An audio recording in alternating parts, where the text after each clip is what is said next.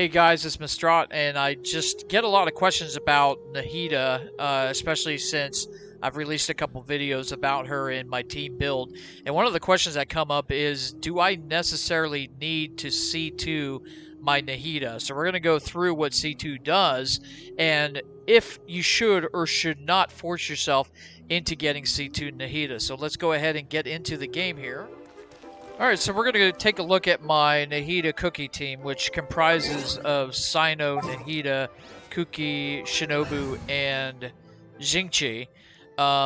And as you can see, my Nahida, of course, is fully level 90, fully artifact, leveled up. Weapons are fully leveled up as well. She does have the weapon as well, which is 1,000 floating dreams. And, of course, full 4-piece Deepwood memories. Now, let's take a look at her C2 constellation, which, by the way, I should mention, is incredibly good. And it's called the Root of All Fullness. Constellation level 2, opponents that are marked by the Seeds of Skanda, which is her E ability, applied by Nahida herself, will be affected by the following effects: burning, bloom, hyperbloom, and burgeon reaction damage they receive can score crit hits. This is important, especially if you run a team like I do, where you're using Jingchi to get those, what I like to call water balloons, on the field, and then bring out Kuki, Shinobu, or Sino on the field and use a electro attack to pop those balloons. So the fact that those can now crit with a flat 20%, 100% crit rate and crit damage, that is huge. And then, of course, the other big one is within 8 seconds of being affected by quicken, aggravate, spread, defense is decreased by 30%. So it's a significant DPS increase with her C2, and we're just going to demonstrate some of what she can do with her C2, and you'll see some of these impressive numbers that do pop up. So we're going to go to the chicken boss here and just kind of show you some of the numbers that you're going to be seeing when aggregate and the balloons start to pop here.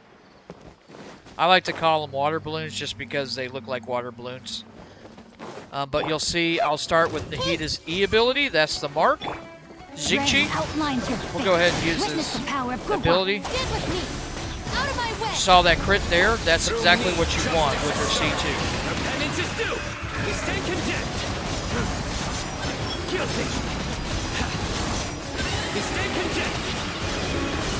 Guilty. We stay condemned. So as you see, it's a very significant DPS increase when you have a C2 Nahida with the addition of Kuki, Shinobu, or Sino on your team. Personally, in my opinion, C2ing Nahida was a great idea, and honestly, I'd almost want to C6 her at this point. So now the question remains, do you actually spend the time or the money to C6 her? And that is a decision left up to you. Personally, if you have the funding to do it or you have the primogems to do it, then you do it. But again, do it at your own discretion. The results of a single game. That's right, Sino. That's absolutely right. Bound. Obviously, you don't want to rush into a decision that you're going to regret later. And of course, also, please only do this if you have the discretionary funds to actually go for a C2 Nahida. I got very lucky because I happened to have some extra primogems and went for it. Now I pretty much don't have the primogems for it. So anyway, always make a good decision when it comes to spending money in order to get a C2 or C4 or C6 on a character. Thank you for tuning in. Don't forget to hit the subscribe button for more Genshin Impact content. And of course, don't forget to catch me on my streams as we continue to play with the Nahida Cookie team that I built. And I hope you enjoy it, and I hope you enjoy this video as well. Thank you.